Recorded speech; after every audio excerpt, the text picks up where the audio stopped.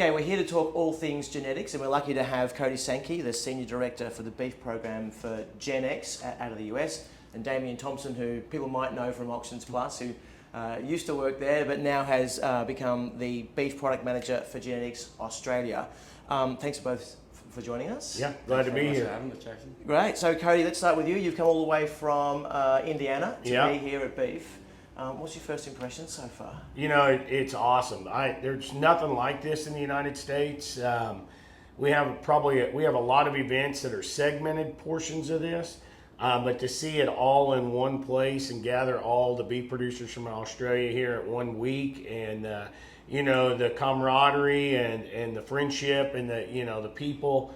That's what makes this event really unique, in my opinion. Now, tell us a bit about Genex. Yeah, so Genex is a farmer-owned cooperative in the United States that focuses on beef and dairy genetics, and we really strive to make our producers profitable on both of those fronts, using producing semen on the right kind of bulls to sell to them. And you know, on the genetic side, for the beef side, we're really focused on CalSense and science, the ability to take the modern day data-backed technologies and then combine them with those unmeasurable traits that we all often evaluate with our eyes in the pasture to make those cows that last a long time. Great.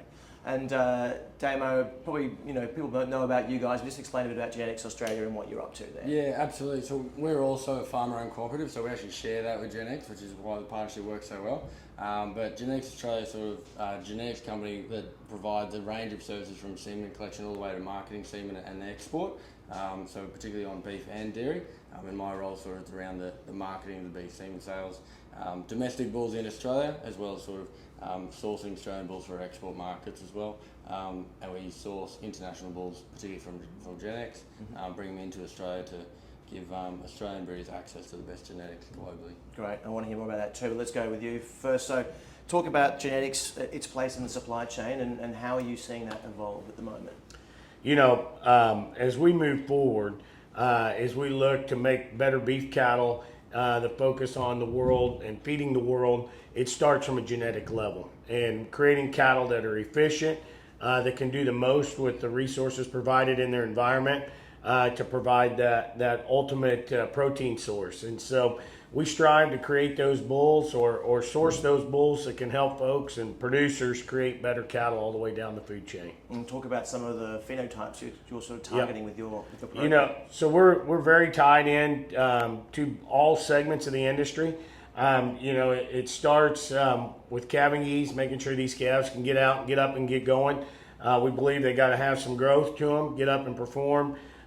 We believe that they ultimately have to have in-product merit to keep the consumer happy. But we also know there's some females that's got to stay around in a herd a long time.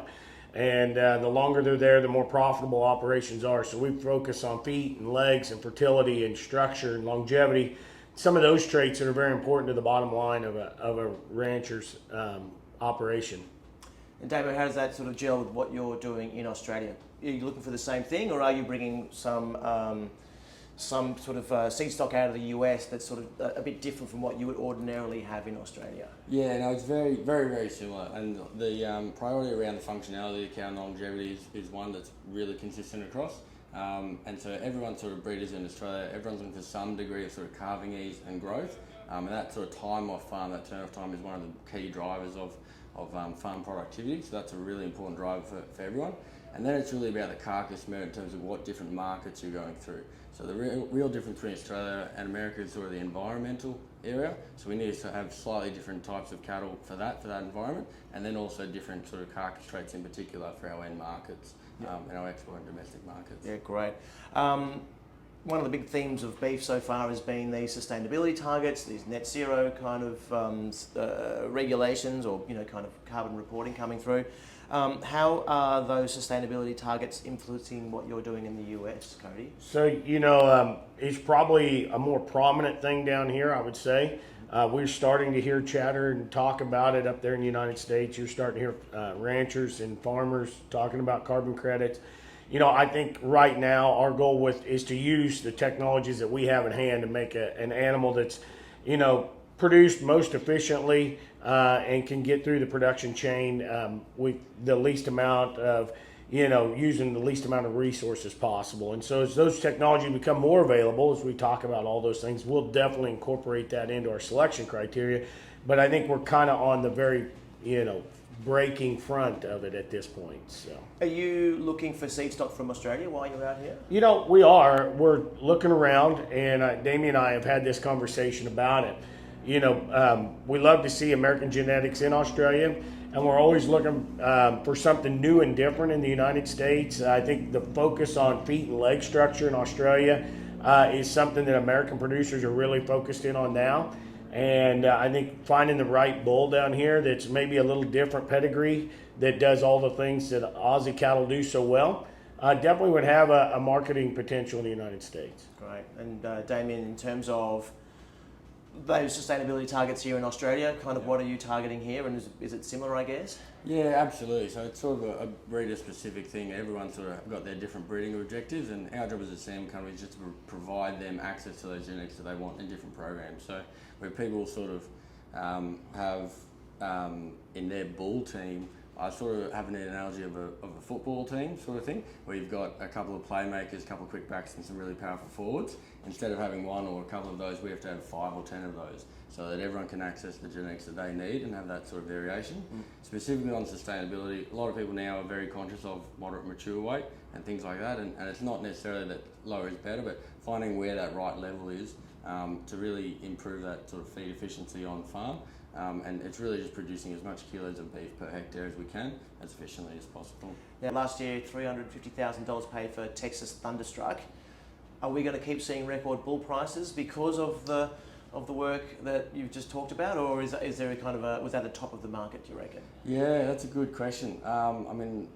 That market was, the last couple of years was extremely high, so it's hard to know whether we'll get back there again. I'm sure over time we might get there, but the other side of it is that genetics is becoming increasingly globalised. We're seeing a lot of sort of global evaluations form at the moment, which is creating opportunities for those really top-end bulls. They're not just within country or specific export markets, they're across the world. So that increases that demand for those really high-end bulls. So we absolutely could, but the beef industry is in a great spot, and prices like that show there's a lot of confidence, a lot of enthusiasm going forward. What's the record price for a bull? It'd be $1.2 million for a bull at Shaw Angus Valley. They sold one there. I always say you think they can't go higher, and then there's another genetic advancement. Someone makes one just a little bit better, and they always seem to find a way. Do they consistently sell at that high rate? Probably not. But does, as a group, the average move up? Very much yes. We see in the United States, our bull average this year is up from previous years at a record all-time high across the country, and you'll see that. And I think the amount of bulls that sell for large amounts of money is getting to be bigger too. We often use $100,000 threshold. That just seems like, where was he at? It seems like when they break that, then they get up into the elite levels, and we see more bulls breaking that threshold and moving into that higher tier. So I think as the genetic advancement starts and we make cattle better every time, there's more opportunity to pay more to make more. So let's talk about the US herd for a second, because it's the smallest it's been in three-quarters of a century. Right? So big rebuild's going to have to happen. What's the state of the US market? And we heard this morning from Mark Easel that it's going to be a low and slow rebuild, possibly. How are you seeing it? Yeah, so we're lowest since the 60s. It's a lot of things have factored into that. We had a drought, high input costs, an aging ownership group that's decided, to sell out, and now the cattle are worth more than they've ever been. We're looking at fat cattle. Market cattle at the end of this year could be worth over $2 a pound American, which we've never seen. We see bred cows, females. It's going to be slow. We all hoped for a fast rebuild, but I think where we're seeing the real holdback right now is labor. Labor and interest rates are holding folks back. They're wanting to take a big loan out and buy cows and then take on the added work. There's a lot of risk involved with that, and where they can just kind of still make record prices and sell the cattle they got. I would agree it's going to be a slow and long rebuild. I don't know if we will ever get back to our high point again, at least in the near future. It may take a while. So I do think at some point they're worth too much for folks to not keep more heifers back. But it's not happening as fast as we all hoped, especially those in the AI business that like to breed cows. And Damien, you spent a long time looking at bull economics herd economics, effectively, cattle economics.